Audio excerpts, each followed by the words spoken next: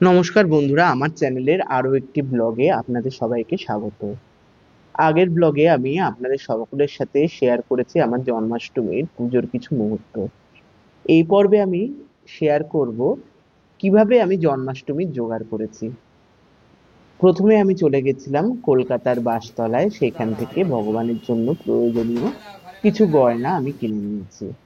প্রত্যেকবারই আমি ভগবানের জন্য এখান থেকে কিছু নতুন গয়না কিনি, এবারেও তার অন্যথা হয়নি।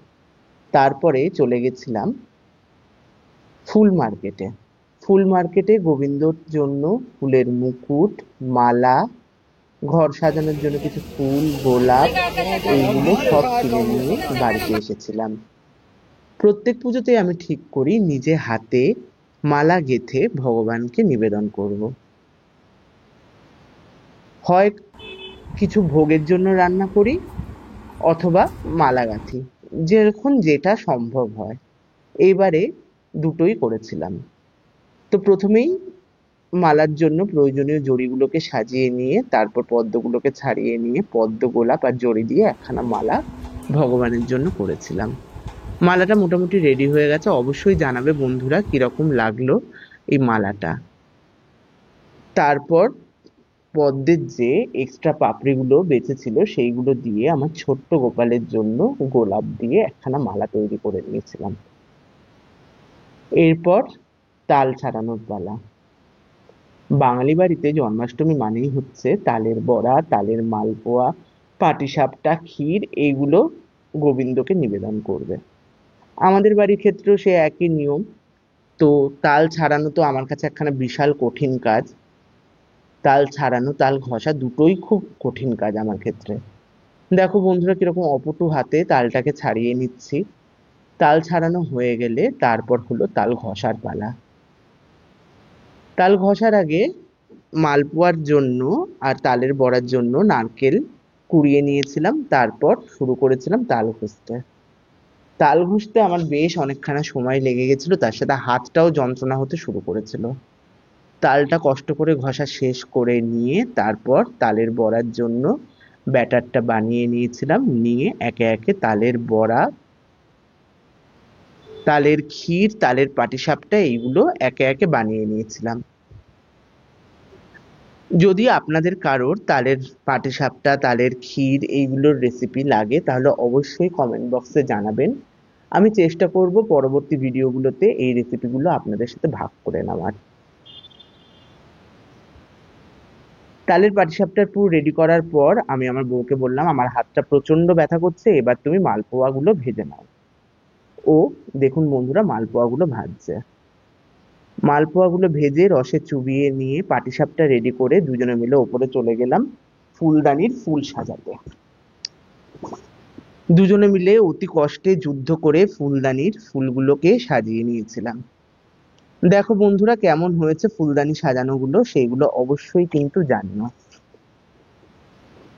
ফুলদানি সাজানো হয়ে গেলে গোবিন্দের জন্য অভিষেকের থালা আর ষোড়শ উপাচারের থালাটা সাজিয়ে নিয়েছিলাম। অভিষেকের থালা সাজানোর সময় আর ভিডিও করা হয়ে ওঠেনি, তাই সেই ভিডিওটা আপনাদের সাথে ভাগ করতে পারছি না। ষোড়শের সময় মনে ছিল, তাই ভিডিওটা করে নিয়েছিলাম। ষোড়শের থালার মধ্যে পাদ্য, আচমনীয়, পুনরাচমনীয়, স্নানীয়, গন্ধ, তৈল, বস্ত্র, চিরুনি, আয়না, ধূপদীপ, পুষ্প, এইগুলো সমস্ত কিছু, মধুপর্ক, সব কিছু দিয়ে ফুলের থালাটা রেডি করে নিয়েছি। মালাটা খালি দিইনি, মালাটা পুজোর আগে বের করে দেবো তাই ঠিক করেছিলাম। এরপরে হচ্ছে পুষ্পপত্র সাজানো। পুষ্পপত্র সাজানোর জন্য এবারে অনেক রকমেরই ফুল পেয়েছিলাম, গাঁদা, রজনীগন্ধা। এবারে পুষ্পপত্র সাজানোর জন্য টগর ফুল পেয়েছিলাম। ফুলঘাটে থেকে এক প্যাকেট টগর অনেক কম দামে কিনে এনেছিলাম, সেই টগরই পুষ্পপত্রে রেখে দিয়েছিলাম। গাছের বা ফুলে পুজো করতে আমার খুব ভাল লাগে, কিন্তু শহরে থাকি তো, নিজস্ব জমি বলেও সেরকম কিছু নেই। ছাদের মাথায় অল্প কটা গাছ, তো তার মধ্যে আর টগর গাছটা লাগানো হয়ে ওঠেনি। ছাদে আমার এখন বেশ নাকচাপা আর কাঠচাপা ফুল ফুটছে, তাই নাকচাপা আর কাঠচাপা ফুল তুলে পুষ্পপত্রে রেখে দিলাম। আর গোলাপি জবা গাছে দেখলাম দুখানা গোলাপি জবা হয়েছে, সেইগুলো পুষ্পপত্রে রেখে দিলাম। তারপর বেলপাতা, তুলসী পাতা, দুব্ব এগুলো রেখে দিয়েছিলাম। বর্ষার বেলপাতা তো একটু বেশি জল খেয়ে গেছিল, তাই জন্য একটা দুটো নষ্টও হয়ে গেছে। তারপর চন্দনের বাটির মধ্যে চন্দনগুলো দিয়ে চাল দিয়ে পুষ্পপত্র মোটামুটি রেডি করে নিয়ে আমি উপরে যেতে যেতে প্রায় বিকাল হয়ে গেছে। গোবিন্দর অভিষেক শুরু করলাম। দেখুন বন্ধুরা কিভাবে অভিষেক করাচ্ছি।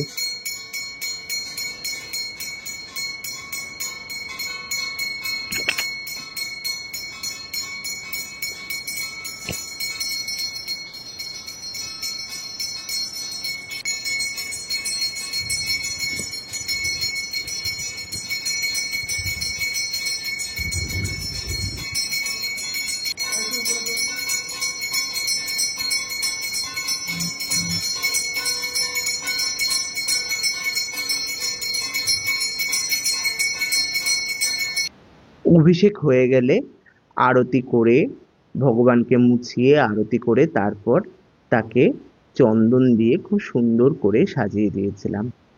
আজ প্রভুর জন্মতিথি, তাই প্রভুর সাজও ছিল বিশেষ। গালে অলকা, হাতে পায়ে তিলক, সবকিছু এঁকে তাকে বেশ অন্যরকম লাগছে। দেখো বন্ধুরা, ভগবানের অলকা আঁকা শেষ হয়ে গেছে, তিলক আঁকা শেষ হয়ে গেছে। কেমন লাগছে অবশ্যই জানিও। আমি আগেই বলেছিলাম জন্মাষ্টমী মানেই আমি ওই দিন ভগবানকে হলুদ কাপড়ই পরাই। তো হলুদ ধুতি গোবিন্দের জন্য আর রাধারানীর জন্য লাল তাঁতের শাড়ি ছিল। গোবিন্দকে ধুতিটা এইভাবে পরিয়ে নিয়েছিলাম, সেই ভিডিওটা আপনাদের সাথে একটু ভাগ করে নিলাম। তারপর ধুতি পরানো হয়ে গেলে এইবার প্রাণকিশোরকে সাজানোর পালা। একে একে গলায় সীতাহার, লম্বা হার, কানে কুণ্ডল, বাঁশি, আরাম লাঠি, মোহনচূড়া, বাঁকাচূড়া সবই পরিয়ে নিয়েছিলাম। হাতে পরিয়ে দিয়েছিলাম বালা, বাজুবন্ধ, চুড়ি, কানে কুণ্ডল, গলায় চিক, সবকিছু পরিয়ে গোবিন্দকে কিন্তু অপূর্ব লাগছিল। আমি নিজেই যেন চোখ ফেরাতে পারছি না। সব শেষে যখন পায়ে নূপুরগুলো পরিয়ে দিচ্ছিলাম তখন শব্দ শুনে মনে হচ্ছিল সত্যি ভগবান বুঝি এই ত্রিভঙ্গে দাঁড়িয়ে নৃত্য করে আমাদেরকে দেখাবেন। গোবিন্দর সাজ সম্পূর্ণ করে ফুলদানিগুলো দিয়ে জায়গাটাকে একটু সাজিয়ে নিয়েছি। সাজিয়ে নেওয়ার পর পুজোর জোগাড়গুলো ধীরে ধীরে সব ওপরের ঘরে তুলে নিয়ে এসেছিলাম। দেখো বন্ধুরা, সাজানোর পর জায়গাটা এরকম লাগছিল আর গোবিন্দকে এরকম লাগছিল। এইদিকে নিচে আমার বউ ভগবানের ভোগের জন্য সুজি, লুচি, ভাজা এইগুলো করে নিয়েছিল। যেহেতু রাতের পুজো সেদিনকে, তাই জন্য অন্নভোগ দিই না, অন্নভোগ দিই নন্দোৎসবের দিন। এইগুলো সব সাজানো হয়ে গেলে তারপর আমি ধীরে ধীরে ওপরে এসে সেই ভগবানের ভোগগুলোকে থালায় সাজিয়ে নিচ্ছিলাম। সুজি, তালের বড়া, তালের পাটিসাপটা, মালপোয়া, তালের ক্ষীর, ননি, সর সবকিছুই ছিল। আমার সবসময় কেন জানি না মনে হয় বাড়িতে পুজো হলে সবটা কেনার জায়গায় কিছু যদি বাড়িতে বানিয়ে নিজে হাতে ভগবানের উদ্দেশ্যে নিবেদন করা যায়। জানি কাজটার মধ্যে অনেক খাটনি, অনেকেই হয়তো বলবে দোকানেই তো তালের বড়া পাওয়া যাচ্ছে, কিনে আনলেই হলো। কিন্তু তাও আমার মনে হয় যে দোকান থেকে তো আমাকে মিষ্টিগুলো কিনতেই হয়, তো যেগুলো বাড়িতে বানানো যায় সেগুলো নিজে হাতে বানাই। সবকিছু বানানো হয়ে গেলে আমি পুজো শুরু করেছিলাম। करुणा सिंधु दीनबंधु जगत्पते गोपेश गोपिका कांत राधा कांत नमस्तुते कृष्णाय वासुदेवाय हरे परमात्मने अशेष क्लेश नाशाय गोविंदाय नमो नमः।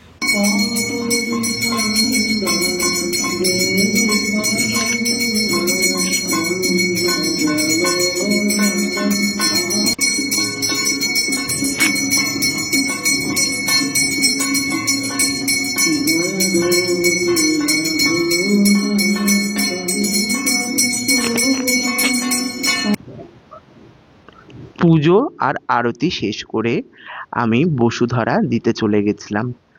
বসুধরা দেওয়া হয়ে গেলে কৃষ্ণের জন্মাষ্টমীর ব্রত কথা আর গোবিন্দের ১০৮ শতনাম পাঠ করেছিলাম। মথুরাতে দেবগণ পুষ্প বৃষ্টি করে, বাসুদেব রাখিয়াইল নন্দির মন্দিরে, নন্দের আলয় নন্দ রাখিল নাম নন্দের নন্দন, যশোদা রাখিল নাম জাদু গাছা ধন, উপানন্দ নাম রাখে সুন্দর গোপাল। ব্রতকথা পাঠ হয়ে যাওয়ার পর তারপর ভগবানের উদ্দেশ্যে যে ভোগগুলো নিবেদন করেছিলাম সেইগুলো ধীরে ধীরে নিচে নামিয়ে নিয়ে এসেছিলাম। পুজো শেষ করতে করতে ওই দিনকে প্রায় 10টা বেজে গেছে। তারপর পূজার ঘর ভালো করে পরিষ্কার করে নিয়েছিলাম। দেখুন বন্ধুরা, গোবিন্দকে আমার কেমন লাগছে। সবকিছু পরিষ্কার করতে করতে তখন প্রায় 12টা। বাইরে বেরিয়ে দেখি মুষলধারে বৃষ্টি পড়ছে। এই বৃষ্টি পড়া দেখে আমার মনে পড়ে গেল এরকমই কোনো বৃষ্টির রাতে ভগবান শ্রীকৃষ্ণ আমাদের মাঝে ধরাধামে অবতীর্ণ হয়েছিলেন এবং কথা দিয়েছিলেন আমাদের, যখনই দরকার পড়বে, যখনই পাপ বাড়বে, তখনই তিনি অবতার হিসাবে এই পৃথিবীতে অবতীর্ণ হবে। এই বিকট পরিস্থিতির হাত থেকে আমরা যাতে তাড়াতাড়ি বেরিয়ে আসতে পারি, সেই প্রার্থনায় গোবিন্দর চরণে রেখে আজকের ভিডিওটা আমি এইখানেই শেষ করছি। সবাই ভালো থাকবেন।